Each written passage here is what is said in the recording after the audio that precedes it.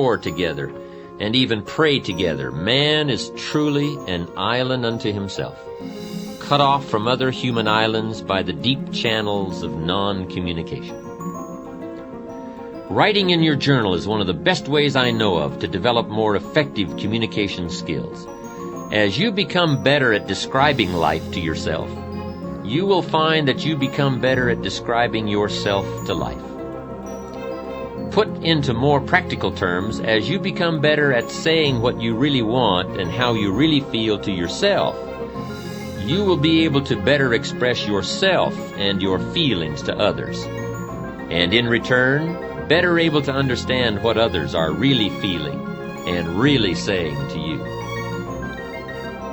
You see, communicating with people our own age, or who have similar educational backgrounds, incomes, professions, or beliefs, is a relatively easy process.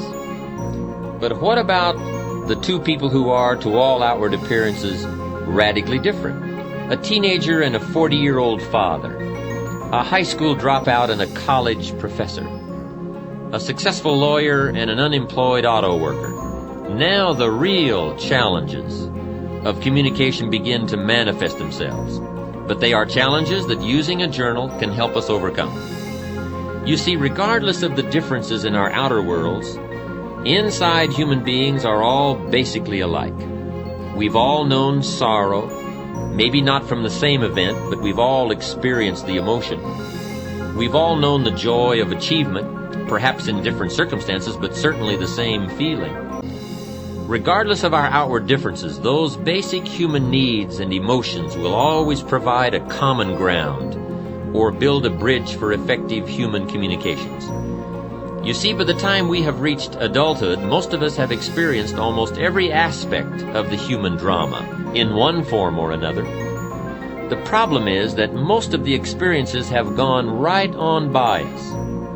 We have never taken the time to capture them, to ponder them, to analyze how we felt at that time, how we responded to others while we were in those circumstances, or what our priorities and needs were during that period in our lives. Suppose, however, that you took the time to capture the events and happenings of your life on purpose with paper and pen, so that you always had a wealth of experiences from which to draw. Imagine now what an incredible impact this awareness could have on your life.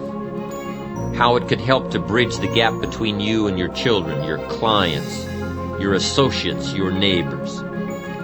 You see, if you will but take the time to capture how it is for you at any given point in your life, then you will always be in a position to relate to how it might be for someone else at this moment in their lives. The situations might be different, but the basic needs and emotions never are. We don't have to dress alike or go to the same schools or be the same age or sex to feel the same way.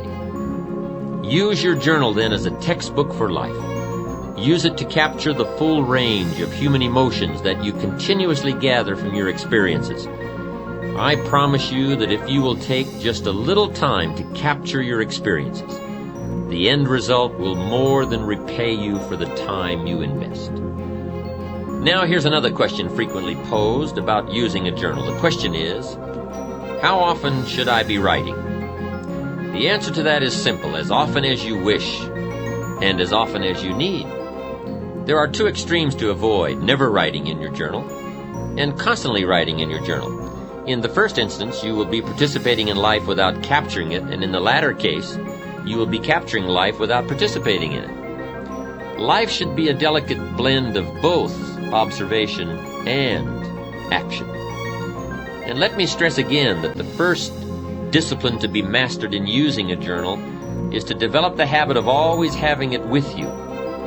If you do not open it for weeks at a time, that's okay. Just get into the habit of carrying it. Without much effort on your part, plenty of opportunities for putting it to use will present themselves. Also, the simple act of carrying your journal speaks to the world. It says, I am a conscious observer and participant in life's events. When you present yourself to life as a serious student, life will respond by providing you with an endless opportunity to learn and grow and develop and enhance any and all aspects of your life. Remember, no tape program, no book, no seminar, and no encouragement from me can help you to develop the discipline to use your journal. Experience has taught me that the most I can hope to do is trigger your interest and enthusiasm. Recently, I had the chance to address a group I had spoken to several months before. The last time I had been with them, I had given one of my all-time best speeches on the importance of thinking on paper, with a particular emphasis on using a journal. They were an enthusiastic and responsive group, and it appeared from the many letters and cards that flowed in after my speech that my ideas had been particularly well received. However, just after I was introduced the second time, I asked the group one question: how many of you are now using a journal? I am sad to report that out of a group of almost 500, only a few hands were raised.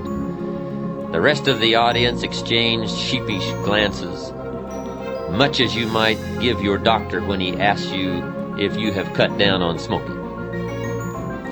The mysterious workings of the human mind never cease to amaze me. We all know what is good for us. We all know that it will keep us healthy or happy or prosperous, but somehow we fool ourselves into believing that we'll start tomorrow. Tomorrow I will buy that book and read it. Tomorrow I will go on that exercise program. Tomorrow I will speak to John about that problem. Some people will actually listen to this tape, agree that keeping a journal could indeed change their lives dramatically, and yet never get around to writing the first page. But don't let that be you. I assure you that by the time you have finished listening to this program, the only thing that will stand between your intent and your accomplishment will be your ability to discipline yourself to get started. And believe me, once you get started, once you make the effort to begin, once you develop the journal habit, you'll be giving your own lectures to friends and associates about its rewards. In the final analysis, whether you decide to start a journal, and still more important, whether you exercise the discipline to use it, the decision